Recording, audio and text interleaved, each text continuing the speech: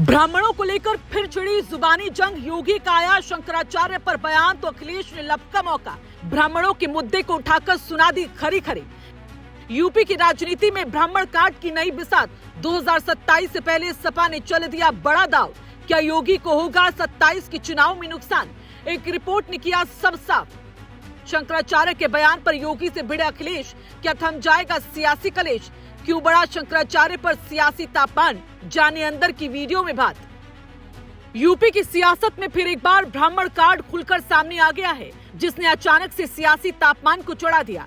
क्योंकि विधानसभा के बजट सत्र में योगी का शंकराचार्य पर दिया गया बयान अब राजनीतिक रणभूमि बन चुका है। योगी ने सदन में कहा कि हर व्यक्ति खुद को शंकराचार्य नहीं लिख सकता और किसी भी पीठ के आचार्य को मर्यादाओं का पालन करना होगा। बस इतना कहना था कि सियासी पारा चढ़ गया और सबसे पहले इस मौके को समाजवादी पार्टी के अध्यक्ष अखिलेश यादव ने लपका है और जो कहा है उसने बीजेपी नेताओं में भी खलबली मचा दी है। क्योंकि माना जा रहा है कि अखिलेश का ये दाव मिशन 2027 में बीजेपी की मुश्किलें बढ़ा सकता है। कैसे, क्या कुछ हुआ और क्या हो सकता है, चलिए सब आपको बताते हैं। दरअसल अखिलेश ने इस पूरे विवाद को सीधा ब्राह्मण अस्मिता से जोड़ दिया। उन्होंने सोशल मीडिया पर लंबी पोस्ट लिखकर मुख्यमंत्री के बयान को घोर अपमानजनक बताया और इसे शाब्दिक हिंसा तक कह दिया।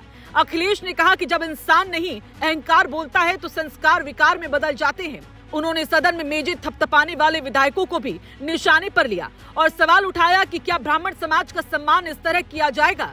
राजनीतिक जानकार मानते हैं कि ये सिर्फ बयानबाजी नहीं बल्कि 2027 की तैयारी है।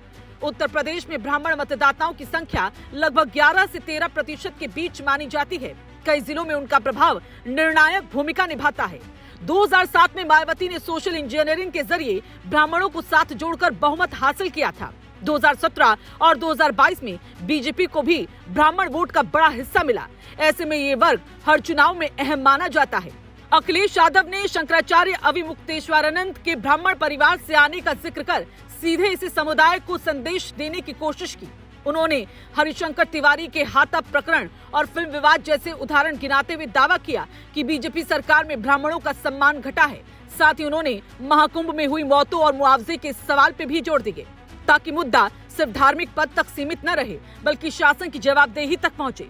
दूसरी ओर मुख्यमंत्री योगी आदित्यनाथ ने स्पष्ट किया कि शंकराचार्य का पद सर्वोच्च और पवित्र है, लेकिन कानून सबके लिए समान है। उनका तर्क है कि विद्वत परिषद से मान्यता प्राप्त व्यक्ति ही इस पद पर आसीन हो सकता है और व्यवस्था बनाए रखना सरकार की जिम्मेदारी है।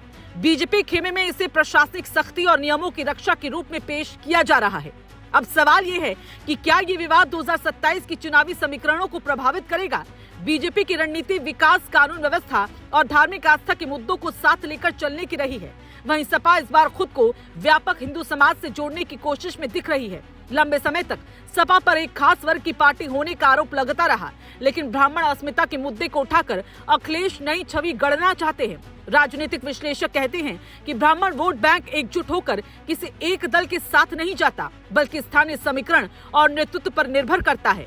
ऐसे में ये देखना दिलचस्प होगा कि योगी सरकार अपने ब्राह्मण नेताओं और संगठन के जरिए इस संदेश को कैसे संतुलित करती है।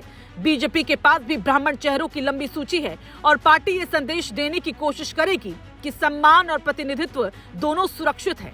फिलहाल इतना तय है कि शंकराचार्य विवाद ने उत्तर प्रदेश की राजनीति में नई हलचल को पैदा कर दिया।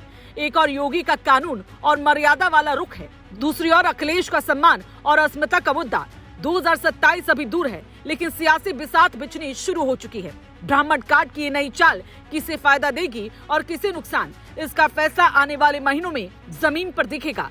फिलहाल यूपी की राजनीति में ये जुबानी जंग थमने वाली नहीं लग रही है।